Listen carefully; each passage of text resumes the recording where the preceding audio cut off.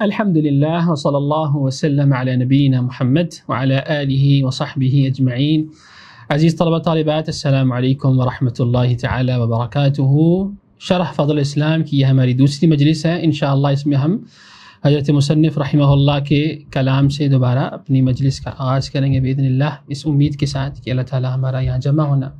محض اپنے فضل سے قبول فرمائے اور ہمیں علم نافع اور عمل صالح عطا فرمائے، آمین یا رب. حسب سابق ہم سب سے پہلے تھوڑا سا مراجعہ کر لیتے ہیں، یعنی پچھلی مجلس میں جو کچھ ہم نے پڑھا تھا اس کی ایک ریویژن کر لیتے ہیں. امام محمد رحمہ اللہ نے اپنے رسالے میں جو سب سے پہلا باب باندھا تھا، باب فضل الاسلام، دین اسلام کی فضیلت، اس حوالے سے کچھ چیزیں آپ لوگ ذہن میں رکھیے کہ اسلام کی فضیلت کے معنی کیا ہے، یعنی وہ کس لحاظ سے عظمت والا دین ہے، بڑائی والا دین ہے، اور اس کے شرف کا کیا مفہوم. دیکھیے اس میں اہل علم نے یہ بیان کیا ہے کہ اسلام کی فضیلت سب سے پہلے تو اس لحاظ سے ہے کہ وہ جتنے بھی دنیا کے اندر ادیان پائے جاتے ہیں ان سب کے اوپر وہ فوقیت رکھتا ہے، اس لحاظ سے کیونکہ وہی ایک سچا دین ہے اور وہی اللہ رب العزت کا پسندیدہ دین بھی ہے، جیسے کہ ہم نے اس پہ بات کی تھی. جتنے بھی اس دنیا میں ادیان پائے جاتے ہیں وہ سب کے سب ادیان باطلہ ہیں، جس طرح کہ یہودیت ہے یا نصرانیت ہے، اسی طرح دیگر کچھ ایسے ادیان بھی ہیں جو انسانوں کے اپنے بنائے ہوئے ہیں،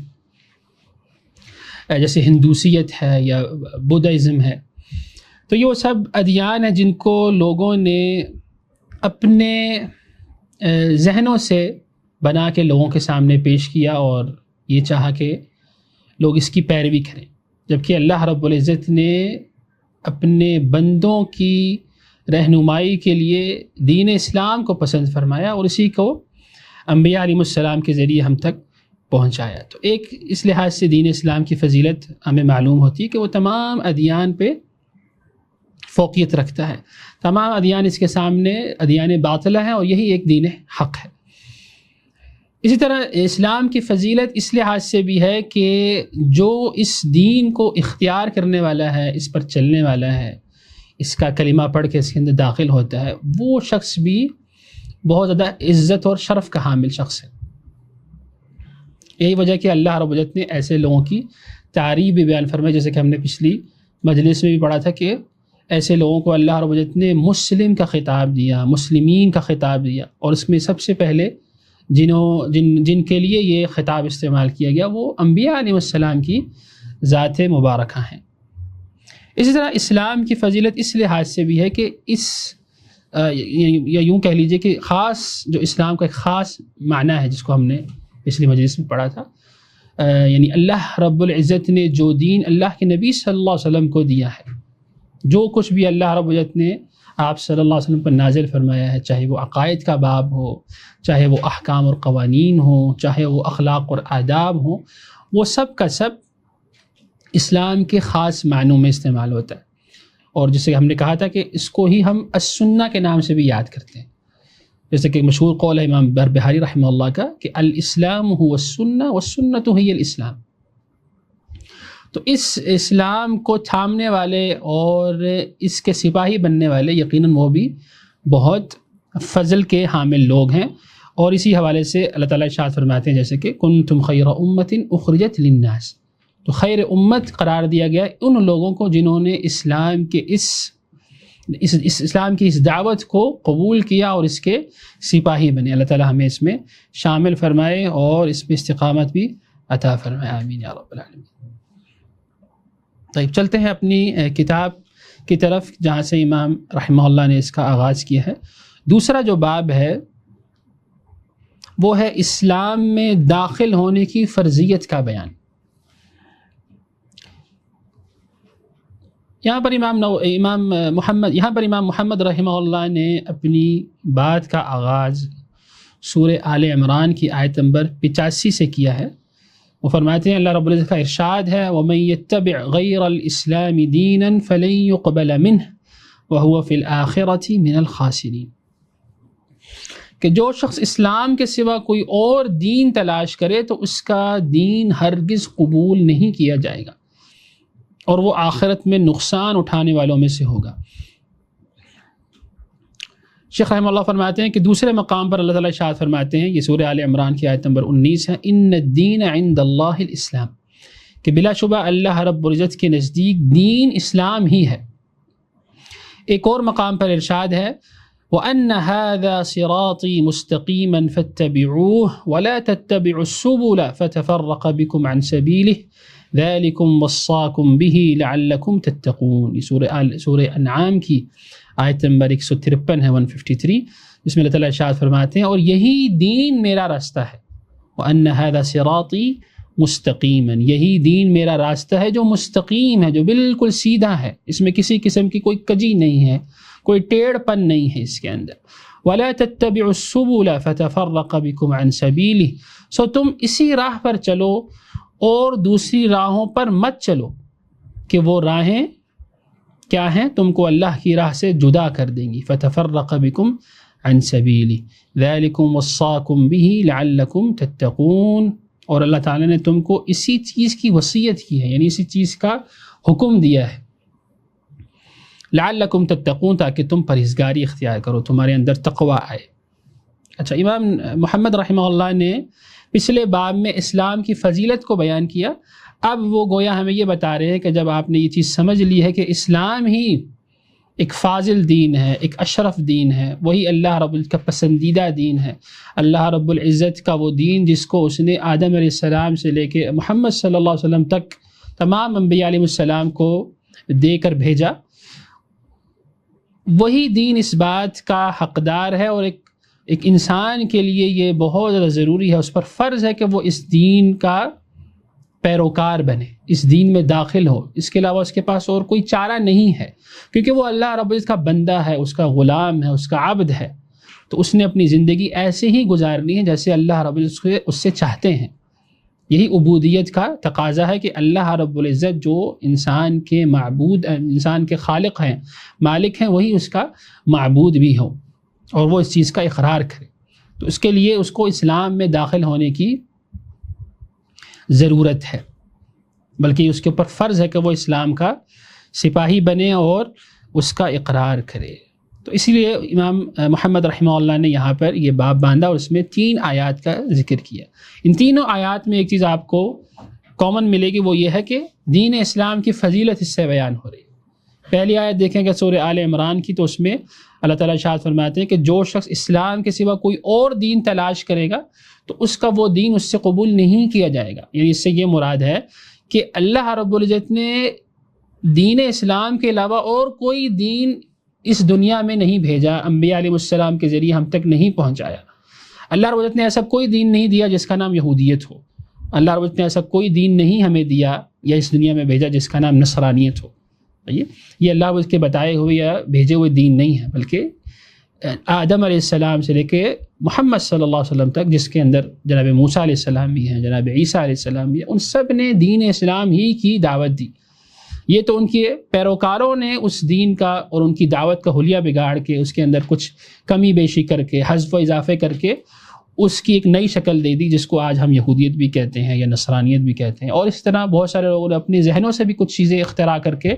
انسانوں کے سامنے لا کے رکھ دی، جس کو ہم وضعی دین کہتے ہیں، خود سے بنایا ہوا، خود سے گھڑا ہوا دین، تو وہ بھی ہمارے سامنے موجود ہے۔ تو اللہ رب العزت نے صرف ایک ہی دین نازل فرمایا، وہ دین اسلام ہے۔ تو جو بندہ اس دین کو چھوڑ کے کسی اور دین کی طرف رجوع کرتا ہے تو ایسا شخص دراصل خسارے میں ہے، اور یہ اس کو کسی قسم کا کوئی فائدہ نہیں دے گا۔ اسی طرح دوسری آیت سورہ آل عمران میں اللہ تعالیٰ نے واضح طور پر فرمایا، ان الدین عند اللہ الاسلام، اللہ رب العزت کا جو پسندیدہ دین ہے وہ اسلام ہی ہے، لہٰذا ہر انسان کے لیے ضروری ہے کہ وہ اس دین کا پیروکار بنے۔ اگر وہ آخرت کی نجات چاہتا ہے، اللہ رب العزت کی خوشنودی چاہتا ہے، تو اس کے لیے ضروری ہے کہ وہ دین اسلام ہی کے اندر داخل ہو اور اللہ رب العزت کا فرما بردار بن کر زندگی گزارے۔ اور اس کو مزید واضح کیا سورہ انعام کی آیت میں کہ وَأَنَّ هَذَا صِرَاطِي مُسْتَقِيمًا فَاتَّبِعُوهُ، کہ میرا جو یہ راستہ ہے یہی سیدھا راستہ۔ اس سے پتہ چلا کہ اور جتنے بھی راستے ہیں وہ سب کے سب سیدھے راستے نہیں ہیں، صرف دین اسلام ہی وہ راستہ ہے جو سیدھا راستہ ہے، اور انسان کو اپنے رب کی پہچان کرواتا ہے اور اس کو آخرت کے اندر سرخرو کرنے کا ذریعہ بھی بن سکتا ہے۔ اس کے بعد امام محمد رحمہ اللہ اس آیت کی ایک تفسیر کے طور پر امام مجاہد رحمہ اللہ کا یہ قول لے کر آتے ہیں. وہ فرماتے ہیں مجاہد کہتے ہیں کہ اس آیت میں سبل یعنی دوسری راہوں سے مراد ہیں البدع والشبہات، بدعات اور شبہات. یعنی جو ہم نے آیت پڑھی تھی سورہ انعام میں جو اللہ تعالیٰ ارشاد فرماتے ہیں وَلَا تَتَّبِعُوا السُّبُلَ، دوسری راہوں کی طرف مت چلو، دوسری راہوں پر مت چلو. تو سلف صالحین میں تابعین کی ایک بہت بڑی جماعت جیسے کہ آپ جانتے ہیں کہ وہ تفسیر کے اندر بہت اہم مقام رکھتے، جیسے حسن بصری رحمہ اللہ ہیں، اور اسی طرح اکرمہ ہیں، سعید بن جبیر ہیں. اسی میں ایک بہت بڑا نام ہے ہمارے پاس جناب مجاہد رحمہ اللہ کا. تو انہوں نے اس آیت کے اس ٹکڑے کی السبل کی تفسیر کی ہے کہ یہاں پر مراد ہے بدعات اور شبہات. یعنی گویا اللہ تعالیٰ ارشاد فرما رہے ہیں کہ بدعات اور شبہات کا راستے پر نہ چلو بلکہ دین اسلام کے راستے پر چلو، کیونکہ اگر تم بدعات اور شبہات کے راستے پر چلو گے تو یہ تمہیں بھٹکا دیں گی. اب یہاں پر غور کرنے کی بات یہ ہے کہ جس کو علماء نے بھی بیان کی کہ یہاں پر اللہ رب العزت نے بلکہ جو تابعین ہیں انہوں نے اس کی تفسیر میں بدعات اور شبہات ذکر کی ہیں. یہ نہیں کہا کہ معاصی سے بچو، گناہوں سے بچو یا شہوات سے بچو. اس کی وجہ کیا ہے کہ انہوں نے خاص طور پر بدعات اور شبہات کا ذکر کیا ہے. اس کی وجہ یہ بیان کی جاتی ہے کہ بدعات اور شبہات وہ فتنے ہیں اور وہ مرض ہیں کہ جس کی وجہ سے انسان راہ حق سے نکل جاتا ہے، اور وہ بدعات اور گمراہی کی اس راستے پر جب چل پڑتا ہے تو وہ دین حق اور جو دین حنیف ہے اس کی راہ سے وہ الگ ہو جاتا ہے. کیونکہ انسان اس سیدھی راہ پر چلتے ہوئے اس سے اگر کمی کوتاہی ہو جائے، گناہ سرزد ہو جائے، اللہ رب اس کی نافرمانی ہو جائے، تو یہ ممکن ہے کہ وہ اس سے توبہ کر کے اللہ کی طرف رجوع کر کے دوبارہ اپنے آپ کو درست کر لے. لیکن جو شخص بدعات اور شبہات کے راستے پر چلتا ہے اس کا سیدھی راہ پر چلنا تقریباً ناممکن ہے. یہی وجہ ہے کہ یہاں پر بدعات اور شبہات کی بات کی گئی ہے، معاصی اور شہوات کی بات نہیں کی گئی. اس سے پتہ چلتا ہے کہ بدعات اور شبہات یہ کس قدر خطرناک چیزیں ہیں جو انسان کو سیدھی راہ سے بھٹکانے کا سبب بن سکتی ہے، اور انسان کو پتہ بھی نہیں چلتا کہ وہ دین حق کی راہ کو چھوڑ کے ان راہوں پر چل پڑا ہے. پھر اسی وجہ سے اس کا واپس آنا یہ بہت مشکل ہوتا ہے. آگے انشاءاللہ اس پہ ہم بات کریں گے. کتاب کے آخری کچھ ابواب کے اندر اس کی طرف اشارہ مصنف نے کیا ہے. اس کے بعد امام محمد رحمہ اللہ فرماتے ہیں، یہ حدیث ہے جناب سیدہ عائشہ رضی اللہ عنہا کی، ام المومنین جناب عائشہ سے مروی ہے کہ رسول اللہ صلی اللہ علیہ وسلم نے ارشاد فرمایا جس نے ہمارے دین میں کوئی ایسی چیز ایجاد کی جو دین میں نہیں ہے تو وہ قابل رد ہے، وہ باطل ہے. یہ صحیح بخاری اور صحیح مسلم کی حدیث ہے جس میں اللہ کے نبی صلی اللہ علیہ وسلم نے واضح طور پر یہ فرمایا کہ دین اسلام مکمل دین ہے، اس کے اندر کسی قسم کی کمی بیشی یا حذف و اضافے کی اب کوئی گنجائش نہیں ہے. اور جو شخص دین کے نام پر اس کے اندر کوئی چیز اضافے کا کوشش کرتا ہے تو ایسا عمل جو ہے یا ایسا کام، ہر وہ چیز جو دین کے نام پر اس میں داخل کرنے کی کوشش کی جائے وہ باطل ہے، مردود ہے، وہ قابل رد ہے. اس حدیث کو ہم نے 40 النوویہ کے اندر بھی اس کی شرح کی ہے، انشاءاللہ آپ اس کو بھی ضرور دیکھیے گا. ایک دوسری روایت میں آپ صلی اللہ علیہ وسلم نے ارشاد فرمایا جس نے کوئی ایسا کام کیا جس پر ہمارا حکم نہیں ہے تو وہ کام مردود اور ناقابل قبول ہے. یہ صحیح مسلم کی روایت ہے. اس کے اندر خاص طور پہ اللہ کے نبی صلی اللہ علیہ وسلم نے کام کی طرف اشارہ کیا، یعنی عمل، کوئی بھی عمل جس کا ہم نے حکم نہیں دیا اور اس کو دین سمجھ کے کیا جائے گا تو ایسا ہر عمل قابل رد اور ناقابل قبول ہے، مردود ہے. آگے شیخ فرماتے ہیں صحیح بخاری میں جناب ابو ہریرہ سے روایت ہے کہ رسول اللہ صلی اللہ علیہ وسلم نے ارشاد فرمایا میری امت کا ہر فرد جنت میں داخل ہوگا سوائے اس شخص کے جو انکار کر دے. تو صحابہ نے عرض کیا یا رسول اللہ جنت میں داخل ہونے سے کون انکار کرے گا؟ تو آپ صلی اللہ علیہ وسلم نے ارشاد فرمایا کہ جس نے میری اطاعت کی وہ جنت میں داخل ہوگا، اور جس نے میری نافرمانی کی تو اس نے گویا جنت میں جانے سے انکار کیا. بہت واضح حدیث ہے جس میں اللہ کے نبی صلی اللہ علیہ وسلم نے یہ فرمایا کہ اللہ کے نبی صلی اللہ علیہ وسلم کی اطاعت ہی دراصل راہ نجات ہے. جیسے کہ ہم نے اس پہ پچھلی کلاس میں بات کی تھی، پچھلی مجلس میں جناب ابی بن کعب رضی اللہ تعالیٰ عنہ کا وہ قول آپ یاد رکھیں جس میں انہوں نے سیدھے راستے اور سنت پر چلنے کی طرف زور دیا تھا کہ سیدھا راستہ وہی ہے جو سنت کا راستہ ہے. یعنی آپ کو سیدھے راستے پہ اگر چلنا بھی ہے تو اس کے لیے سنت پر عمل پیرا ہونا، یعنی اللہ کے نبی صلی اللہ علیہ وسلم کے طریقے پر چلنا یہ ضروری ہے. تو یہاں پر بھی آپ صلی اللہ علیہ وسلم نے اپنی اطاعت اور فرما برداری کو ضروری قرار دیا ہے اخروی نجات کے لیے. شیخ آگے فرماتے ہیں اور صحیح بخاری میں جناب عبداللہ بن عباس سے مروی ہے کہ نبی کریم صلی اللہ علیہ وسلم نے ارشاد فرمایا اللہ کے نزدیک سب سے ناپسندیدہ 3 لوگ ہیں. ایک حرام میں کجروی اختیار کرنے والا، دوسرا اسلام کے اندر جاہلیت کا راستہ تلاش کرنے والا،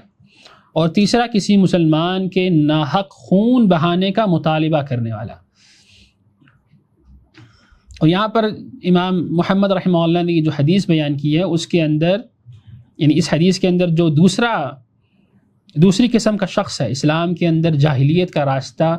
تلاش کرنے والا، یہ ہمارے موضوع سے متعلق چیز ہے، اسی لیے اس کو امام محمد نے یہاں پر بیان کیا. اس کو مزید وضاحت کے لیے شیخ الاسلام امام ابن تیمیہ رحمہ اللہ کا یہ قول انہوں نے ذکر کیا ہے. وہ فرماتے ہیں، شیخ الاسلام ابن تیمیہ رحمہ اللہ فرماتے ہیں کہ رسول اللہ صلی اللہ علیہ وسلم کے اس ارشاد سنت الجاہلیہ یعنی جاہلیت کا راستہ تلاش کرنے والا شخص، اس میں ہر وہ راستہ شامل ہے جو انبیاء علیہ السلام کے لائے ہوئے دین کے مخالف راستہ ہو، خواہ وہ عام راستہ ہو یا وہ بعض لوگوں کے ساتھ خاص ہو. یعنی عام راستے سے مراد یہ کہ ہر وہ راستہ جو دین اسلام کے خلاف راستہ، جیسے یہودیت ہے یا نصرانیت ہے یا ہندومت ہے اور بھی پورے کے پورے یہ ادیان باطلہ. یا پھر یہ ہو سکتا ہے کہ ایک انسان اسلام کا دب بھرے لیکن اس کے ساتھ ساتھ وہ بعض چیزیں جو ہے دوسری قوموں کی بھی اپنے ساتھ شامل کر لے یا اس کو اختیار کر لے. یہی وجہ کہ امام ابن تیمیہ رحمہ اللہ فرماتے ہیں خواہ وہ عام ہو یا بعض لوگوں کے ساتھ خاص ہو، وہ اہل کتاب کا ہو یا بت پرستوں کا ہو یا پھر ان کے علاوہ کسی اور کا بنایا ہوا راستہ، وہ سب کا سب جاہلیت کے راستہ ہے. تو اس سے ہمیں پتہ چلتا ہے کہ ایک اسلام ہی کا جو راستہ ہے وہ راہ نجات ہے، اور باقی جتنے راستے ہیں وہ سب کے سب اسلام کے علاوہ انسان کو ہلاکت کی طرف لے کے جانے والے ہیں. اللہ تعالیٰ اس سے ہمیں محفوظ فرمائے. آگے شیخ فرماتے ہیں اور صحیح بخاری میں جناب حذیفہ رضی اللہ تعالیٰ عنہ سے روایت ہے کہ انہوں نے فرمایا، یعنی جناب حذیفہ رضی اللہ تعالیٰ عنہ نے، اے قاریوں کی جماعت، راہ راست پر گامزن رہو. اگر تم راہ راست پر رہو گے تو بہت آگے نکل جاؤ گے، اور اگر دائیں بائیں مڑو گے تو انتہائی گمراہ ہو جاؤ گے. یہاں پر دیکھیں جناب حذیفہ رضی اللہ تعالیٰ عنہ نے قاریوں کی جماعت کہا ہے، یا ایھا القراء یا اس قسم کے الفاظ آئے ہیں. یہ ایک اصطلاح ہے قاری القراء جس کی جمع ہے. یہ اللہ کے نبی صلی اللہ علیہ وسلم اور خاص طور پہ صحابہ کرام کے زمانے میں اہل علم کے لیے یہ اصطلاح استعمال ہوتی تھی، القاری القراء، یعنی وہ لوگ جو قرآن کریم کو نہ صرف پڑھنا جانتے ہیں بلکہ اس کے معنی اور مفہوم اور اس کے علم سے بھی واقف ہوں، یعنی اہل علم ہوں. یہی وجہ ہے کہ اس کو آپ یوں بھی کہہ سکتے ہیں کہ اے علماء کی جماعت. تو یہ وہ اصطلاح ہے جو آپ صلی اللہ علیہ وسلم اور صحابہ کرام کے زمانے میں اہل علم کے لیے استعمال ہوا کرتی تھی. آج کل کے زمانے میں اگر آپ دیکھیں تو قاری وہ شخص ہے جو قرآن کریم کو پڑھنا تو ضرور جانتا ہے لیکن اس کے معنی اور مفہوم کو وہ عام طور پر نہیں جانتا. اللہ تعالی ہمارے حال پر رحم فرمائے. جبکہ سلف صالحین کے ہاں قاری اس کو کہا جاتا تھا جو قرآن کریم کو نہ صرف پڑھنا جانتا ہو بلکہ اس کے ساتھ ساتھ اس کے معنی اور مفہوم کو بھی وہ جانتا ہو اور اس پر عمل پیرا ہو اور دوسروں کو بھی وہ سکھاتا ہو. اللہ تعالی ہمیں اس میں شامل فرما دے، آمین. آگے وہ فرماتے ہیں شیخ محمد، بلکہ اس اثر کو اگر ہم غور پڑھیں تو اس میں بھی انہوں نے یہی بات کی کہ اے علماء کی جماعت، تم لوگ راہ راست پر گامزن رہو، اور اگر تم سیدھے راستے پر گامزن رہو گے تو بہت آگے نکل جاؤ گے. یعنی اپنے علم کی بدولت، اپنے عمل کی بدولت یقیناً تم دوسروں کے اوپر فوقیت لے کے جاؤ گے. اور اگر تم دائیں بائیں مڑو گے، تم اگر اس راستے کو چھوڑ دو گے جو سیدھا راستہ ہے دین اسلام کا، تو تم انتہائی گمراہ ہو جاؤ گے. یعنی تمہاری گمراہی بھی کوئی عام گمراہی نہیں ہوگی، کیونکہ لوگ تمہیں دیکھ رہے ہوں گے، اور تمہاری پیروی کریں گے. جیسے کہ ہم جانتے ہیں کہ ایک معاشرے کے اندر لوگ اپنے سے جو علم میں بڑے ہوں یا اپنے سے رتبے میں بڑے ہوں ان کی پیروی کرتے ہیں. تو جب علماء کی جماعت، دینداروں کی جماعت جب اس راہ راست کو چھوڑ دے گی تو ان کے پیچھے بہت سارے لوگ بھی ان کے پیروکار بن کے گمراہی کے راستے پر چلے جائیں گے. اور اسی سے جناب حذیفہ رضی اللہ تعالیٰ عنہ نے آگاہ فرمایا کہ ایک عالم کا سیدھے راستے پر چلنا یہ کس قدر ضروری ہے، اور اگر وہ خود اس راستے سے بھٹک جائے تو اس کے بھٹک جانے سے بہت سارے لوگوں کی ضلالت اور گمراہی کا باب بھی کھل سکتا ہے. اللہ تعالیٰ اس سے ہمیں محفوظ فرمائے. آگے شیخ فرماتے ہیں اور محمد ابن وضاح نے اس کو اس طرح روایت کیا ہے کہ جناب حذیفہ مسجد میں داخل ہوتے اور حلقوں کے پاس کھڑے ہو کر یہ فرماتے، یعنی محمد ابن وضاح ایک عالم گزرے ہیں، ان کی کتاب بھی بہت مشہور ہے البدع والنہی عنہا. اس کے اندر انہوں نے یہ روایت اس طرح بیان کی ہے کہ جناب حذیفہ جب کہ بھی مسجد کے اندر داخل ہوتے تو وہاں اہل علم کے مختلف حلقات بیٹھے ہوا کرتے تھے، لوگ جو ہے وہ ایک حلقہ بنا کے دین کو سیکھنے کے لیے، تو وہ ان کو نصیحت کرتے ہوئے یہ بات فرمائے تھے. اس سے پتہ چلتا ہے کہ اہل علم کی اپنی کتنی بڑی ذمہ داری ہے اور ان کا راہ راست پر چلنا یہ کس قدر ضروری ہے. آگے وہ فرماتے ہیں کہ جناب عبداللہ بن مسعود رضی اللہ تعالیٰ عنہ سے روایت ہے کہ انہوں نے فرمایا بعد میں آنے والا ہر سال اپنے سابقہ سالوں سے زیادہ برا ہے. میں یہ نہیں کہتا کہ فلاں سال سے زیادہ بارش والا ہے، اور نہ ہی میرا یہ کہنے کا مقصد ہے کہ فلاں سال سے زیادہ سرسبز ہے، اور نہ ہی میں یہ کہتا ہوں کہ فلاں امیر سے بہتر ہے، یعنی فلاں حکمران سے بہتر ہے، بلکہ بات دراصل یہ ہے کہ تمہارے علماء اور اچھے لوگوں کا خاتمہ ہو رہا ہے. اس کے بعد ایسے لوگ پیدا ہوں گے جو امور دین کو اپنی رائے پر قیاس کریں گے، جس کے نتیجے میں وہ اسلام کو منہدم اور فنا کر دیں گے اور اس کی عمارت کو وہ ڈھانے کی کوشش کریں گے. یہاں پر بھی دیکھیے جناب عبداللہ بن مسعود رضی اللہ تعالیٰ عنہ کے اس قول کے اندر ہمیں اس چیز کا واضح طور پر بیان مل رہا ہے کہ ہر آنے والا جو دور ہے وہ پچھلے دور سے زیادہ کٹھن اور پرفتن ہے، اور یہ چیز ہمیں اللہ کے نبی صلی اللہ علیہ وسلم نے بھی بیان فرمائی ہے. جیسے کہ حدیث میں آتا ہے خیر الناس قرنی ثم الذین یلونہم ثم الذین یلونہم، میرے زمانے کے لوگ سب سے بہترین لوگ ہیں، پھر اس کے بعد کے والے زمانے والے لوگ، پھر اس کے بعد زمانے والے لوگ. یعنی جس طرح زمانہ اللہ کے نبی صلی اللہ علیہ وسلم سے دور ہوتا جائے گا اس کے اندر خیر جو ہے وہ مجموعی طور پر کم ہوتی جائے گی یہاں تک کہ قیامت کے قریب ایسے لوگ آئیں گے جو خود بھی گمراہ ہوں گے اور دوسروں کو بھی گمراہ کریں گے. جیسے کہ حدیث میں آتا ہے کہ اتخذ الناس رؤوسا جہالا، یعنی اللہ رب العزت علم کو کس طرح اٹھا لیں گے کہ اہل علم اس دنیا سے جانا شروع ہو جائیں گے، اور جب اہل علم اس دنیا سے جانا شروع ہو جائیں گے تو لوگ جہلا کو اپنا پیشوا، اپنا رہنما بنا لیں گے، اور وہ جب ان سے سوال کریں گے دینی معاملات کے متعلق رہنمائی چاہیں گے تو وہ ان کو بلا علم ان کے سامنے گفتگو کریں گے. فضلوا واضلوا، خود بھی گمراہ ہوں گے اور دوسروں کو بھی گمراہ کریں گے. تو اللہ تعالیٰ ہمیں اس سے محفوظ فرمائے. تو یہاں پر بھی یہ اثر ذکر کرنے کا مقصد یہ ہے کہ انسان اور خاص طور پر وہ شخص جس کو اللہ نے علم کی دولت سے نوازا ہے اس کی یہ بہت بڑی ذمہ داری ہے کہ وہ خود بھی اس راستے پر دائم رہے اور لوگوں کو بھی اس راہ پر چلنے کی تلقین کرتا رہے. اللہ تعالیٰ ہمیں ان لوگوں میں شامل فرمائے، آمین یا رب. آگے شیخ رحمہ اللہ نے ایک اور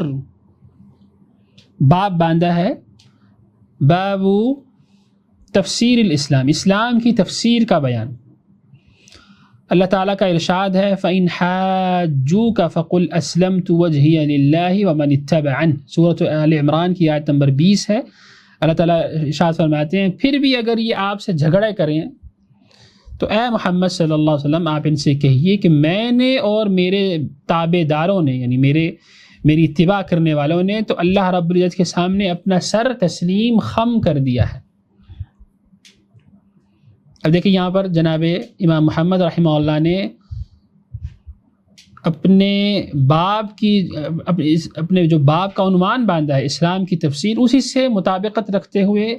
سورہ آل عمران کی یہ آیت بھی ذکر کی ہے کہ جس کے اندر اسلمت وجہی للہ کے الفاظ آ رہے ہیں۔ اس میں بھی ہم نے پہلے بات کی تھی نا کہ اسلام کا جو لغوی معنی ہے وہ استسلام سے نکلا ہے، یعنی سر تسلیم خم کر دینا، اپنے آپ کو جھکا دینا عاجزی کے ساتھ، اور اس کا شرعی جو معنی ہے وہ بھی اسی سے ملتا جلتا ہے۔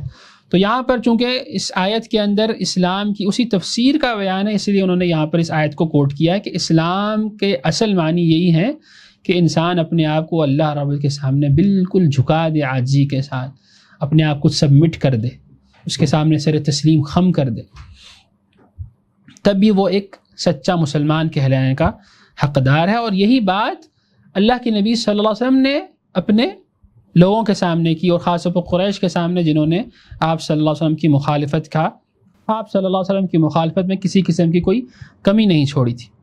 آگے شیخ فرماتے ہیں صحیح مسلم میں جناب عمر رضی اللہ تعالیٰ عنہ سے روایت ہے کہ رسول اللہ صلی اللہ علیہ وسلم نے ارشاد فرمایا، اسلام یہ ہے کہ تم اس بات کی شہادت دو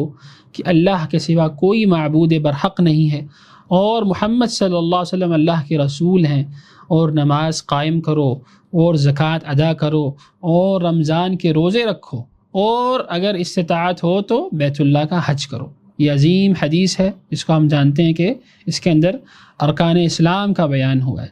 تو یہاں پر بھی امام محمد رحمہ اللہ نے اس حدیث کو اسی لیے ذکر کیا ہے کہ اس کے اندر اسلام کی تفسیر بیان ہو رہی ہے، اسلام کا معنی، اس کا جو مفہوم ہے وہ بیان ہو رہا ہے، کہ وہ یہ ہے کہ انسان اس بات کی شہادت دے کہ اللہ رب العزت ہی اس کے معبود برحق ہیں اور کوئی عبادت کے لائق نہیں ہے، اور اس کے ساتھ ساتھ اللہ کے نبی صلی اللہ علیہ وسلم اس کے رسول ہیں۔ تو اس شہادت کو دینے کے بعد اس کے اوپر کچھ کام لاگو ہوتے ہیں جو اس نے کرنے ہیں، جن کو ہم ارکان اسلام بھی کہتے ہیں یا ارکان اربع بھی کہتے ہیں، جس میں نماز قائم کرنا ہے، زکوٰۃ دینا ہے، رمضان کے روزے رکھنے ہیں، اور استطاعت ہو تو بیت اللہ کا حج کرنا ہے۔ تو یہ 5 چیزیں جو ہیں جن کو ہم ارکان اسلام کہتے ہیں، اور اس کی بھی تفسیر، اس کی بھی تشریح ہم نے الاربعون النوویہ کے اندر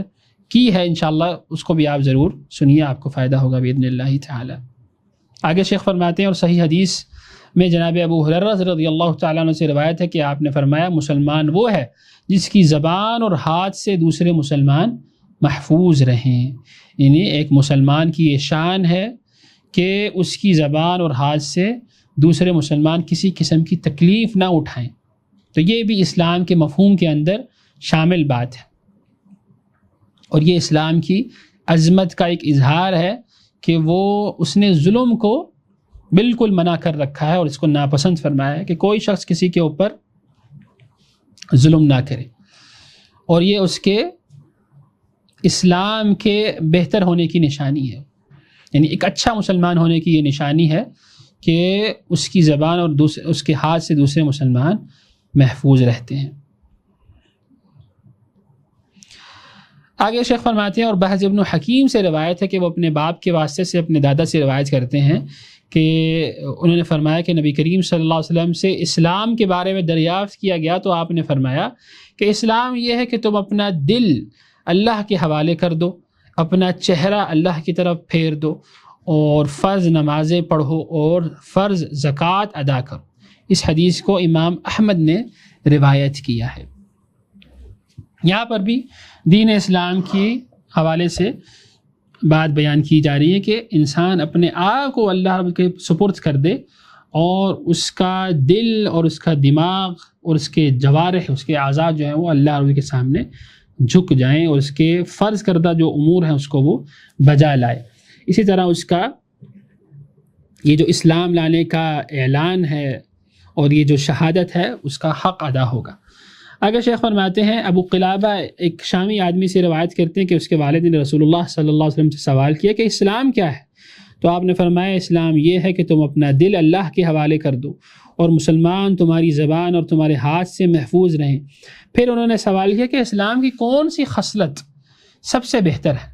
یعنی کوالٹی کون سی سب سے اچھی ہے؟ آپ نے فرمایا ایمان۔ اس نے کہا ایمان کیا ہے؟ تو آپ نے فرمایا ایمان یہ ہے کہ تم اللہ پر اور اس کے فرشتوں پر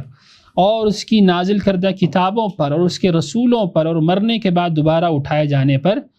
ایمان رکھو۔ تو یہ حدیث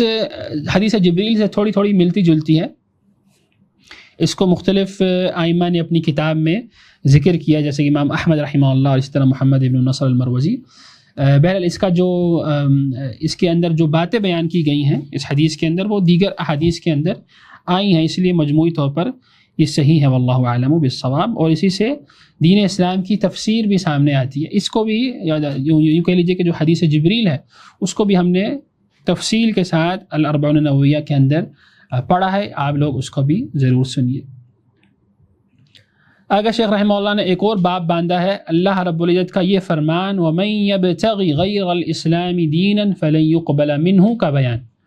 یعنی یہ جو آیت ہے جس کو ہم نے پہلے بھی پڑھا ہے پچھلے باب میں، اس کی مزید تفسیر جو ہے وہ شیخ رحمہ اللہ یہاں پر بیان کرے۔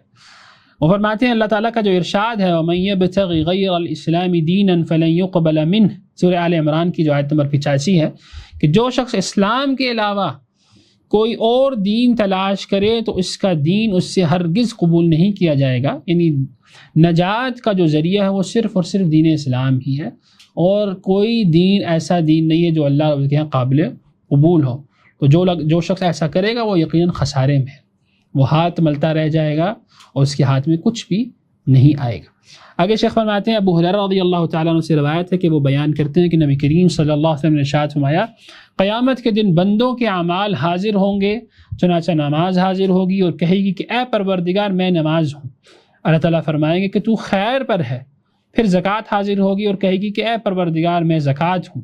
اللہ تعالیٰ فرمائیں گے کہ تو بھی خیر پر ہے۔ پھر روزہ حاضر ہوگا اور کہے گا کہ اے پروردگار میں روزہ ہوں۔ تو اللہ تعالیٰ فرمائے گا کہ تو بھی خیر پر ہے۔ اس کے بعد بندہ کے باقی اعمال اسی طرح ظاہر ہوں گے اور اللہ تعالیٰ فرمائیں گے کہ تم سب خیر پر ہو۔ پھر اسلام حاضر ہوگا اور کہے گا کہ اے پروردگار تو سلام ہے اور میں اسلام ہوں، یعنی تیرا نام سلام ہے، سلامتی ہے، اور میں اسلام ہوں۔ اللہ تعالیٰ فرمائے گا کہ تو بھی خیر پر ہے، آج میں تیری وجہ سے مواخذہ کروں گا اور تیری ہی وجہ سے چھوڑ دوں گا۔ اللہ تعالیٰ نے اپنی کتاب میں فرمایا وَمَن يَبْتَغِ غَيْرَ الْإِسْلَامِ دِينًا فَلَن يُقْبَلَ مِنْهُ وَهُوَ فِي الْآخِرَةِ مِنَ الْخَاسِرِينَ، اور جو شخص اسلام کے سوا کوئی اور دین تلاش کرے گا تو اس کا دین اس سے ہرگز قبول نہیں کیا جائے گا، اور وہ آخرت میں نقصان اٹھانے والوں میں سے ہوگا۔ اور اس حدیث کو امام احمد رحمہ اللہ نے روایت کیا ہے۔ اور صحیح مسلم میں جناب ام المومنین عائشہ رضی اللہ تعالیٰ عنہ سے روایت ہے کہ نبی کریم صلی اللہ علیہ وسلم نے ارشاد فرمایا جس نے کوئی ایسا کام کیا جس کے بارے میں ہمارا حکم نہیں ہے تو وہ کام مردود ہے، یعنی قابل رد ہے، اس کو رد کر دیا جائے گا، اس کو ایکسیپٹ نہیں کیا جائے گا۔ اس حدیث کو بھی امام احمد رحمہ اللہ نے روایت کی، اور یہ صحیح مسلم کے اندر بھی جیسے کہ میں نے عرض کیا۔ تو یہاں پر جناب امام محمد رحمہ اللہ بتانا یہ چاہ رہے ہیں کہ دین اسلام کے سوا اور کوئی راستہ نہیں ہے جس کو اللہ تعالیٰ قبول فرمائیں گے۔ اسلام انسان کی نجات کے لیے ضروری ہے کہ وہ اللہ رب العزت کے اس دین کو ہی قبول کرے، اس کے مطابق اپنی زندگی گزارے۔ اور کیوں نہ ہو ایسا کہ وہی ہمارا خالق ہے اور مالک ہے، تو وہ جس طرح چاہتا ہے کہ ہم اپنی زندگی گزاریں تو ویسے ہی ہم نے گزارنی ہے، اور اس نے ہمیں نہ صرف پیدا کیا بلکہ ہماری رہنمائی کے لیے یہ راستہ ہماری فطرت کے اندر بھی رکھ دیا کہ ہمیں فطرت اسلام پر پیدا کیا، اور اس کے ساتھ ساتھ مزید رہنمائی کے لیے اس نے انبیاء علیہ السلام کا سلسلہ بھی جاری فرمایا، کتابوں کا سلسلہ بھی جاری فرمایا۔ تو یہ سب کا سب ہمارے ساتھ اس کی مہربانی ہے جو اس نے فرمائی۔ اللہ تعالیٰ ہمیں اس پر قائم رہنے کی توفیق عطا فرمائے۔ اگر شیخ فرماتے ہیں کتاب اللہ کی پیروی اور اس کے ما سوا سے بے نیازی واجب ہے، یعنی اللہ رب العزت کے دین پر چلنا اور اس دین پر قائم رہنا، اور اس کے سوا تمام جو راستے ہیں اس سے بے نیازی اختیار کرنا، اس سے علیحدگی اختیار کرنا، یہ ایک مسلمان پر واجب ہے۔ شیخ فرماتے ہیں اللہ تعالیٰ کا ارشاد ہے وَنَزَّلْنَا عَلَيْكَ الْكِتَابَ تِبْيَانًا لِكُلِّ شَيْءٍ، سورہ نحل کی یہ آیت نمبر 79 ہے 89، جس میں اللہ تعالیٰ ارشاد فرماتے ہیں اور ہم نے اے محمد صلی اللہ علیہ وسلم آپ پر یہ کتاب نازل فرمائی ہے جس میں ہر چیز کا شافی بیان ہے۔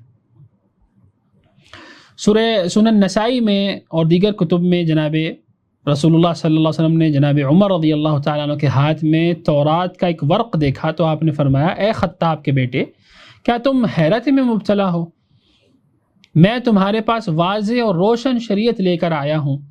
اگر موسیٰ علیہ السلام زندہ ہوتے اور تم مجھے چھوڑ کر ان کی اتباع کرتے تو گمراہ ہو جاتے. اسی طرح ایک دوسری روایت میں ہے کہ اگر موسیٰ زندہ ہوتے تو انہیں بھی میری ہی اتباع کرنی پڑتی. یہ سن کے جناب عمر رضی اللہ تعالیٰ عنہ نے فرمایا میں اللہ سے راضی ہوں، یعنی اس کے رب ہونے پر راضی ہوں، اسلام سے راضی ہوں اسے اپنا دین سمجھ کر،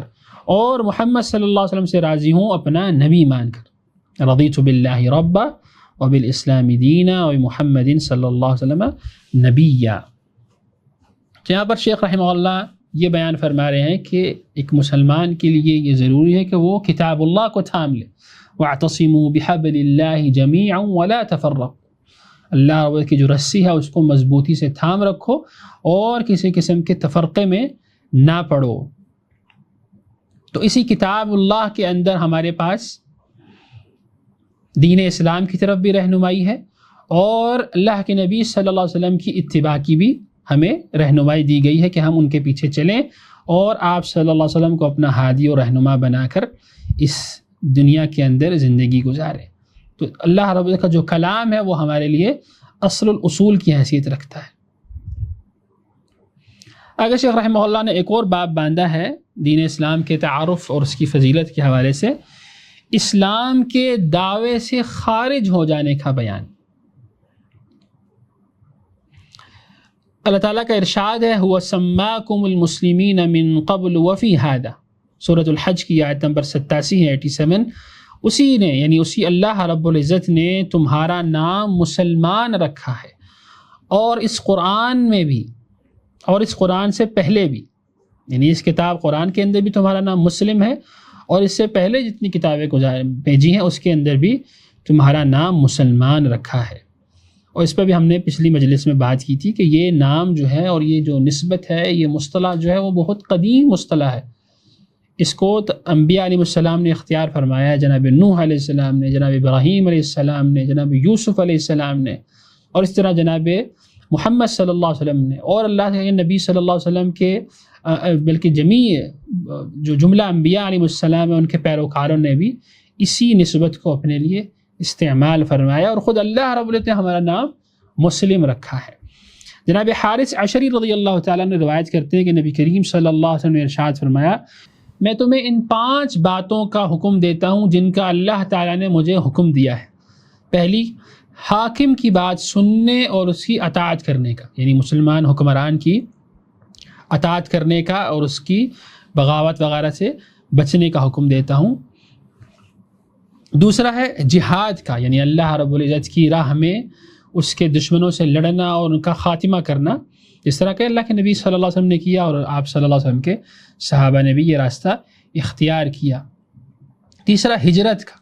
یعنی جب دنیا کے اندر کسی خطۂ زمین پر اہل ایمان کے لیے دنیا تنگ پڑ جائے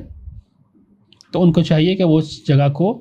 اللہ رب العزت کی خوشنودی کے لیے چھوڑ دیں، کسی ایسی جگہ پر چلے جائیں جہاں پر وہ اپنے دین پر آزادانہ طریقے سے عمل پیرا ہو سکے. جیسا کہ اللہ کے نبی صلی اللہ علیہ وسلم نے ہجرت فرمائی، صحابہ کرام نے ہجرت فرمائی حبشہ کی طرف، پھر مدینہ کی طرف، تو یہ باقاعدہ حکم موجود ہے. اس کے بعد فرمایا اور مسلمانوں کی جماعت سے وابستہ رہنے کا، یعنی اہل اسلام کی جماعت سے وابستہ رہنے کا، اور کسی قسم کے تفرقے میں انسان نہ پڑے، گروہ بندی کا شکار نہ ہو، اور مختلف قسم کے کیا کہتے ہیں اس کو مختلف قسم کے فرقے نہ بنا لے. اس سے آپ صلی اللہ علیہ وسلم نے بچنے کا حکم دیا کہ وہ مسلمانوں کی جماعت سے وابستہ رہے، کیونکہ جو شخص جماعت سے بالشت بھر بھی دور ہو اس نے اپنی گردن سے اسلام کا قلادہ، یعنی اس کا جو کڑا ہے وہ نکال کے پھینک دیا، الا یہ کہ وہ جماعت کی طرف واپس پلٹ آئے. اور جس نے جاہلیت کی پکار لگائی ایسا شخص جہنم کا مستحق ہے. تو یہ سن کے ایک شخص نے عرض کیا کہ اے اللہ کے رسول اگرچہ وہ نماز پڑھے اور روزہ رکھے، یعنی ایک شخص نماز بھی پڑھ رہا ہو اور وہ روزہ بھی رکھ رہا ہو، لیکن اس کے باوجود وہ جاہلیت کی سی باتیں کرے، دین اسلام کے اندر رخنہ اندازی پیدا کرنے کی کوشش کرے، تفرقوں میں پڑ جائے، تو کیا پھر بھی وہ شخص جہنم کا مستحق ہوگا؟ یعنی اس کے کہنے کا مقصد یہ تھا کہ اتنے بڑے بڑے اعمال وہ کر رہا ہے، نماز کی پابندی کر رہا ہے، روزہ رکھ رہا ہے، تب بھی وہ جہنمی بن جائے گا؟ تو آپ صلی اللہ علیہ وسلم نے ارشاد فرمایا ہاں، اگرچہ وہ نماز پڑھے اور روزہ رکھے، یعنی تب بھی ایسا شخص جو ہے وہ جہنم کے عذاب کا مستحق ہے، الا یہ کہ وہ اس سے توبہ کر کے واپس پلٹ آئے۔ لہٰذا اے اللہ کے بندو، تم اس اللہ کو پکارو جس نے تمہارا نام مسلمان اور مومن رکھا ہے۔ اس حدیث کو امام احمد اور امام ترمذی رحمہ اللہ نے روایت کیا ہے، اور امام ترمذی رحمہ اللہ نے اس کو حسن صحیح قرار دیا۔ تو اس حدیث میں بیسیکلی بات یہ ہو رہی ہے کہ دین اسلام میں جو شخص آ جائے اس کو چاہیے کہ وہ اس پر جمع رہے، اور اللہ کے نبی صلی اللہ علیہ وسلم نے جو ہدایات دی ہیں اس کے مطابق وہ زندگی گزارے۔ اس کے لیے بالکل بھی یہ جائز نہیں ہے کہ وہ دین اسلام کی طرف اپنی نسبت رکھتے ہوئے اس کے اندر کسی قسم کا تفرقہ پھیلانے کی کوشش کرے، گروہ بندی کا شکار ہو، مختلف فرقے ایجاد کر لے، اپنی رائے اس میں اندر ٹھونسنے کی کوشش کرے، لوگوں کے اوپر ڈالنے کی کوشش کرے۔ اس سب سے اس کو بچنا چاہیے۔ اگر وہ ایسا کرے گا تو ایسا شخص جہنم کا مستحق ہے، اللہ رب کے عذاب کا مستحق ہے، جس کے حوالے سے اللہ کے نبی صلی اللہ علیہ وسلم نے ڈرایا ہے۔ آگے وہ فرماتے ہیں شیخ رحمہ اللہ، اور صحیح بخاری اور صحیح مسلم کی روایت ہے کہ جو جماعت سے بالشت بھر بھی جدا ہوا اور اسی حال میں وہ مر گیا تو اس کی موت جاہلیت کی موت ہے، یعنی اسلام کی وہ موت نہیں ہے بلکہ وہ جاہلیت کی موت میں مرے گا۔ یہاں پر بھی اجتماعیت کی طرف بات کی گئی ہے کہ انسان مسلمانوں کی جماعت کے اندر رہے، تفرقے بازی میں نہ پڑے اور گروہ بندی کا شکار نہ ہو۔ اور جو لوگ اس قسم کی راہ اپناتے ہیں وہ ایسے لوگ یقیناً اپنا ہی نقصان کر رہے ہوتے ہیں، اور جاہلیت کی موت مرنے کا گویا وہ اعلان کر رہے ہوتے ہیں۔ یعنی صحیح حدیث میں ہے، اللہ کے نبی صلی اللہ علیہ وسلم نے ارشاد فرمایا کیا جاہلیت کی پکار لگائی جا رہی ہے اور جبکہ میں تمہارے درمیان موجود ہوں؟ یعنی یہ بھی حدیث کا ایک ٹکڑا ہے جس کے اندر آپ صلی اللہ علیہ وسلم نے یہ بات فرمائی تھی کہ گروہ بندی کرنا، تفرقے میں پڑ جانا، اپنی 2.5 اینٹ کی مسجد بنا لینا، یہ سب کیا ہے؟ یہ جاہلیت کی پکار ہے۔ یعنی اسلام کے آنے سے پہلے لوگوں کی دراصل اس قسم کی زندگی ہوا کرتی تھی کہ وہ اپنی ہی من مرضی کیا کرتے تھے، اپنے ذہنوں کی اختراع کو دین کا نام دے دیتے تھے، اور اس کو جو ہے وہ اپنی پسند ناپسند کو وہ اللہ اور کا دین بنا لیا کرتے تھے۔ تو اس چیز سے منع فرمایا گیا کہ دین وہی ہے جو اللہ کے نبی صلی اللہ علیہ وسلم کے ذریعے ہم تک پہنچا ہے۔ کسی شخص کا یہ مقام نہیں ہے کہ وہ اپنی ذات کو یا اپنے افکار کو دین کا نمائندہ بنا لے یا دین کے اندر اس چیز کو داخل کرنے کی کوشش کرے۔ آگے شیخ رحمہ اللہ نے امام ابن تیمیہ رحمہ اللہ کا ایک قول بھی ذکر کیا ہے کہ وہ فرماتے ہیں اسلام اور قرآن کے دعوے سے خارج ہر چیز، خواہ وہ نسب ہو، وہ وطن ہو، یا وہ کوئی قوم ہو، یا مذہب ہو، یا کوئی بھی اور طریقہ ہو، یہ سب کی سب جاہلیت کی پکار ہے۔ بلکہ جب مہاجر اور انصاری 2 صحابہ کے درمیان جھگڑا ہوا اور مہاجر نے مہاجروں کو پکارا یا للمہاجرین، اور انصاری صحابی نے انصار کو آواز دی، تو نبی کریم صلی اللہ علیہ وسلم نے ان کی تربیت فرماتے ہوئے یہاں پر یہ بات فرمائی تھی کہ کیا جاہلیت کی پکار لگائی جا رہی ہے جبکہ میں ابھی تمہارے درمیان موجود ہوں؟ تو آپ صلی اللہ علیہ وسلم نے وہیں پر ان کو منع فرما دیا کہ اس قسم کے نعرے لگانا یا اس قسم کی دعوت دینا کہ جس سے تفرقہ پھیلنے کا اندیشہ ہو، مسلمانوں کی جماعت کے اندر پھوٹ پڑنے کی کوئی سبیل بنے، اس سے آپ صلی اللہ علیہ وسلم نے منع فرما دیا۔ جب اللہ کے نبی صلی اللہ علیہ وسلم نے اپنے زمانے میں منع فرما دیا تو یقیناً آج کل کے دور میں تو ہمیں بہت زیادہ ضرورت ہے اس بات کی کہ ہم ہر قسم کی اس تفرقہ بازی سے اپنے آپ کو بچائیں اور دین اسلام پر کاربند رہیں، نبی کریم صلی اللہ علیہ وسلم کے طریقے پر کاربند رہیں، اور جو اس طریقے کے مخالف چلنے والے لوگ ہیں ان سے اپنے آپ کو دور رکھیں، ان سے براءت کا اظہار کریں اور دین اسلام پر اپنے آپ کو قائم دائم رکھیں۔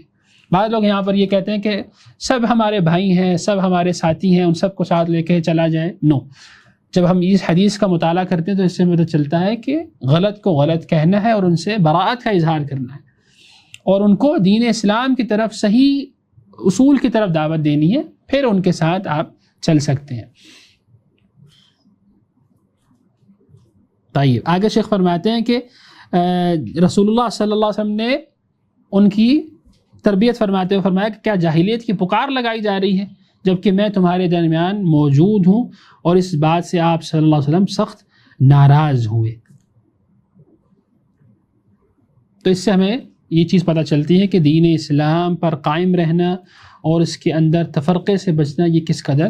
ضروری ہے۔ آگے شیخ رحمہ اللہ نے ایک اور باب باندھا ہے، اسلام میں مکمل طور پر داخل ہونا اور اس کے علاوہ باقی تمام ادیان کو ترک کر دینا واجب ہے۔ یعنی پہلے آپ کو یہ بتایا گیا کہ دین اسلام کی فضیلت تمام ادیان پر، یہ مکمل دین ہے، اس میں مکمل طور پر داخل ہونا یہ ہمارے لیے واجب ہے، اور اس کے علاوہ تمام ادیان کو ترک کر دینا یہ واجب ہے۔ یہ نہیں ہو سکتا کہ دین اسلام میں بھی اور وہ یہودیت کی بھی، نصرانیت کی بھی، اور دیگر ادیان کی، دیگر طریقوں کی بھی مدح و ستائش کرے، ان کو ٹھیک سمجھے اور ان کو اپنی نجات کے لیے کافی سمجھے، تو یہ نہیں ہو سکتا۔ شیخ رحمہ اللہ فرماتے ہیں اللہ تعالیٰ کا ارشاد ہے یا ایھا الذین آمنوا ادخلوا فی السلم کافہ، سورہ بقرہ کی آیت نمبر 208 ہے کہ اے ایمان والو اسلام میں پورے کے پورے داخل ہو جاؤ۔ یعنی یہ نہیں ہو سکتا کہ تھوڑا سا دین اپنا لو اور تھوڑا سا چھوڑ دو، اپنی پسند کا لے لو اور باقی چھوڑ دو، یہ نہیں ہو سکتا۔ پورا کا پورا دین آپ لیں گے جیسا کہ وہ نازل ہوا ہے، جیسا کہ وہ اللہ کے نبی صلی اللہ علیہ وسلم نے ہم تک پہنچایا ہے۔ ایک دوسرے مقام پہ اللہ تعالیٰ ارشاد فرماتے ہیں الف لام، ایک دوسرے مقام پہ اللہ تعالیٰ ایک دوسرے مقام پہ ارشاد باری تعالیٰ ہے الم تر الى الذين يزعمون انهم آمنوا بما انزل اليك وما انزل من قبلك، یہ سورہ النساء کی آیت نمبر 60 ہے۔ کیا آپ نے انہیں نہیں دیکھا جن کا دعویٰ تو یہ ہے کہ جو کچھ آپ پر اور جو کچھ آپ سے پہلے اتارا گیا اس پر ان کا ایمان ہے۔ ایک اور مقام پر ارشاد ہوا، یہ سورہ انعام کی آیت نمبر 159 ہے ان الذين فرقوا دينهم وكانوا شيعا لست منهم في شيء،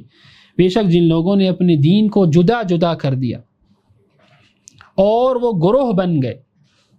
تفرقہ بازی میں پڑ گئے، آپ کا ان سے کوئی تعلق نہیں ہے۔ اب یہاں پر دیکھیے جناب امام محمد رحمہ اللہ نے 3 آیات ذکر کی ہیں جس کے اندر ہمیں یہ پتہ چلتا ہے کہ دین اسلام کو مکمل طور پر اختیار کرنا یہ ایک مسلمان کی ذمہ داری ہے، اور اس کے علاوہ تمام ادیان سے اپنے آپ کو دور کرنا یہ اس کے اوپر واجب ہے، اور یہ بھی اس کے لیے ضروری ہے کہ وہ اس دین میں جب داخل ہو تو اس کے اندر کسی قسم کی تفرقہ بازی کا وہ شکار نہ ہو، نہ اس کی طرف دعوت دے۔ ان الذین فرقوا دینہم، بے شک جن لوگوں نے دین کو جدا جدا کر دیا، وکانوا شیعا، اور وہ گروہ بن گئے، تو ایسے لوگوں سے آپ کا کوئی تعلق نہیں ہے۔ آگے شیخ رحمہ اللہ نے فرمایا جناب ابن عباس رضی اللہ تعالی عنہ اللہ کے اس قول یوم تبیض وجوہ وتسود وجوہ، سورہ آل عمران کی آیت نمبر 106 ہے، اس کی تفسیر میں فرماتے ہیں کہ اہل السنہ والجماعہ کے چہرے روشن ہوں گے۔ یعنی اس آیت پہ جو فرمایا جا رہا ہے کہ یوم تبیض وجوہ، کہ جس دن بعض چہرے روشن ہوں گے اور بعض چہرے سیاہ ہوں گے،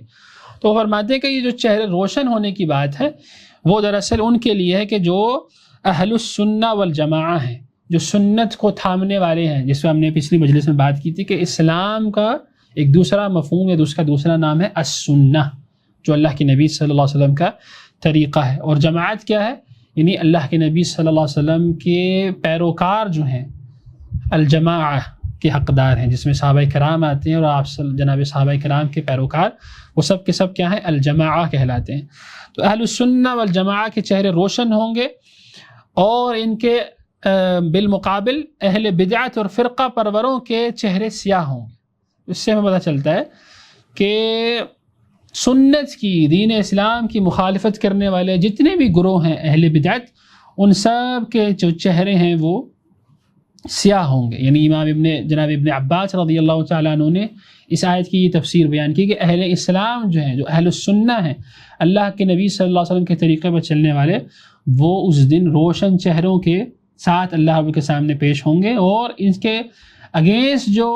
اس طریقے کار کی مخالفت کرنے والے لوگ ہیں، اس راہ کے مخالف چلنے والے لوگ ہیں، وہ جتنے بھی ہیں اہل بدعت کی کیٹیگری میں جتنے لوگ ہیں، یعنی ہر وہ شخص بدعتی ہے، یقیناً ہر وہ فرقہ بدعتی فرقہ ہے جو اللہ کے نبی صلی اللہ علیہ وسلم کی راہ کے مخالف چلے،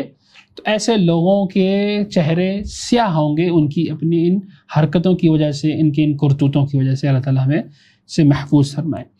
آگے شیخ فرماتے ہیں جناب عبداللہ بن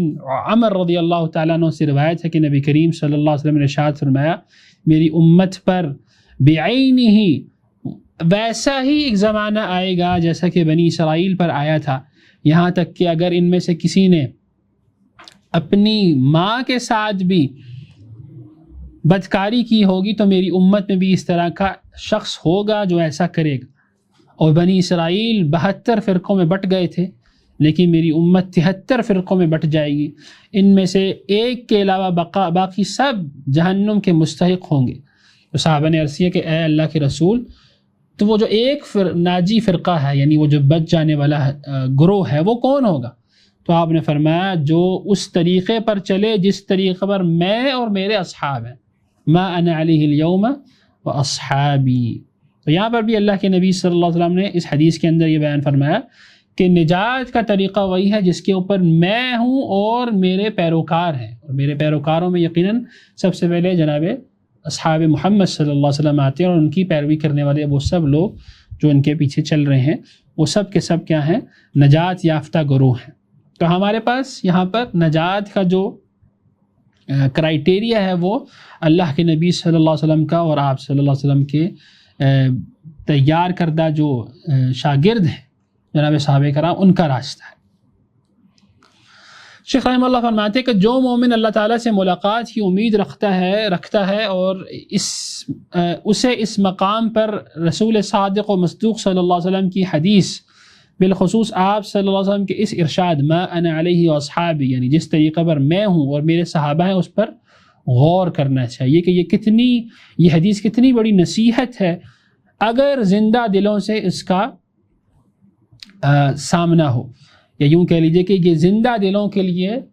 یہ حدیث ایک بہت بڑی نصیحت ہے. لیکن اگر دل مردہ ہو گئے ہوں، اس کے اندر زنگ لگ چکا ہو، تو یہ عظیم حدیث بھی ان کے لیے کسی قسم کا فائدہ نہیں پہنچا سکتی. اللہ تعالیٰ ہمیں اس سے محفوظ فرمائے. اس حدیث کو امام ترمذی رحمہ اللہ نے روایت کیا ہے، نیز انہوں نے جناب ابو ہریرہ رضی اللہ تعالیٰ عنہ کے طریق سے بھی روایت کر کے اس کو صحیح قرار دیا ہے، لیکن اس روایت میں جہنم کا تذکرہ نہیں ہے. آگے سے فرماتے ہیں کہ یہ حدیث مسند احمد اور سنن نبی داؤد میں جناب معاویہ رضی اللہ تعالیٰ عنہ سے بھی مروی ہے، جس میں آپ صلی اللہ علیہ وسلم کا یہ ارشاد بھی ہے، میری امت میں ایک ایسی قوم ظاہر ہوگی جن کے رگ و ریشے میں یہ خواہشات اس طرح سرایت کر جائیں گی جس طرح باولے کتے کے کاٹنے سے پیدا ہونے والی بیماری کاٹے ہوئے شخص کے رگ و ریشے میں سرایت کر جاتی ہے، کہ جسم کی کوئی رگ اور جوڑ اس کے اثر سے محفوظ نہیں رہتا. اور یہ بہت ہی ایک مہلک بیماری ہے. اس کا اللہ کے نبی صلی اللہ علیہ وسلم نے یہاں پر ذکر کیا اور اس کو تشبیہ دی کہ ایک انسان کے اندر، یا بلکہ آپ صلی اللہ علیہ وسلم کی امت میں ایسے لوگ ہوں گے جن کے اندر یہ خواہشات جو ہیں وہ اس طرح سرایت کر جائیں گی کہ ان کے جسم کا کوئی جوڑ باقی نہیں بچے گا جس سے وہ متاثر نہ ہو، اور اس میں یہ خواہشات نفسانی ہیں وہ گھس جائیں گی، ان کا نقصان کر دیں گے. اللہ تعالیٰ ہمیں اس سے محفوظ فرمائے. اس سے پہلے رسول اللہ صلی اللہ علیہ وسلم کا یہ ارشاد گزر چکا ہے کہ اسلام میں جاہلیت کا راستہ تلاش کرنے والا، طریقہ تلاش کرنے والا، یہ اللہ تعالیٰ کو انتہائی ناپسند ہے، اور بلکہ ان 3 ناپسندیدہ لوگوں میں سے ایک ہے. اس سے یہاں پر وہ بیان فرما رہے ہیں کہ دین اسلام میں مکمل طور پر داخل ہونا اور اس کے علاوہ تمام ادیان کو چھوڑنا، ان سے علیحدہ ہونا، چاہے وہ دین اسلام کے بالکل اگینسٹ طریقے ہوں یا دین اسلام کے اندر جو لوگ اپنی فکر کو، اپنی سوچ کو، آگے پیش کرتے ہیں اور اس کو دین اسلام کا حصہ سمجھنے کی یا سمجھانے کی کوشش کرتے ہیں، ان سب سے بھی دور ہونا یہ بہت زیادہ ایک مسلمان کے لیے ضروری ہے کہ وہ اسلام پر قائم رہے، سنت پر قائم رہے، اس طریقے پر قائم رہے جس پہ آپ صلی اللہ علیہ وسلم ہمیں چھوڑ کے گئے ہیں، صحابہ کرام نے جس کو سمجھا، سیکھا اور ان کو پھیلایا اور ہم تک پہنچایا۔ یہ ایک مسلمان کی نجات کے لیے بہت زیادہ ضروری ہے۔ صرف یہ نہیں کہ انسان دین اسلام کے مقابل جتنے ادیان باطلہ ہیں ان سے تو علیحدہ ہو جائے، لیکن دین اسلام کے اندر جتنے گمراہ فرقے ہیں، گمراہ طریقے ہیں، گمراہ سوچیں ہیں، ان سے اپنے آپ کو علیحدہ نہ کرے، بلکہ ان کو اپنا ہی حصہ سمجھے، ان کے ساتھ شامل ہونے کی کوشش کرے یا ان کو بھی حق پر سمجھے۔ یہ نہیں ہو سکتا، لازمی طور پر اس کو ہر قسم کے باطل سے اپنے آپ کو بچانا ہے اور اس سے براعت کا اظہار کرنا ہے، اور دین اسلام پر جو اس کا صاف ستھرا جو اللہ کا دین ہے اس پر قائم رہنا ہے، اسی کی طرف دعوت دینی ہے۔ اللہ تعالیٰ ہمیں اس کی توفیق عطا فرمائے۔ آگے شیخ رحمہ اللہ نے ایک مزید باب باندھے ہیں کچھ، جس کا عنوان ہے بدعت کبیرہ گناہوں میں سے بھی زیادہ سخت گناہ ہے۔ یعنی جب امام محمد رحمہ اللہ نے دین اسلام کے حوالے سے ہمیں یہ بتا دیا کہ وہ ایک مکمل دین ہے، وہ اللہ کا پسندیدہ دین ہے، وہ ایک ایسی نعمت ہے جس کو اللہ تعالیٰ مکمل کر چکے ہیں۔ الیوم اکملت لکم دینکم واتممت علیکم نعمتی ورضیت لکم الاسلام دینا، دین مکمل ہو چکا ہے۔ اب ایسے لوگوں کے بارے میں شیخ رحمہ اللہ بیان فرمائیں گے جو اپنے قول سے تو نہیں لیکن اپنے عمل سے اس طرح اظہار کرتے ہیں کہ گویا دین معاذ اللہ کوئی جس کے اندر کوئی کمی بیشی رہ گئی ہے جس کو وہ اب پورا کرنے جا رہے ہیں، جن کو ہم اہل بدعت کہتے ہیں۔ یعنی ایک بدعتی شخص جو ہے وہ اپنے عمل سے گویا اس بات کا اظہار کر رہا ہوتا ہے کہ دین اسلام میں کوئی کمی رہ گئی تھی تو اب میرے اس عمل کرنے کی وجہ سے یہ مکمل ہوگا۔ یہی وجہ ہے کہ اس گمراہی کی اور اس گناہ کی سنگینی کے حوالے سے امام محمد رحمہ اللہ نے باقاعدہ ایک باب باندھا، بلکہ ایک سے زائد باب باندھے ہیں۔ انشاءاللہ اس کو ہم اگلی مجلس میں پڑھیں گے باذن اللہ، اور اس کے ساتھ اس کتاب کا اختتام بھی ہم کریں گے باذن اللہ تعالی۔ هذا والله اعلم، وصلی اللہ وسلم علی نبینا محمد وعلی آلہ وصحبہ اجمعین۔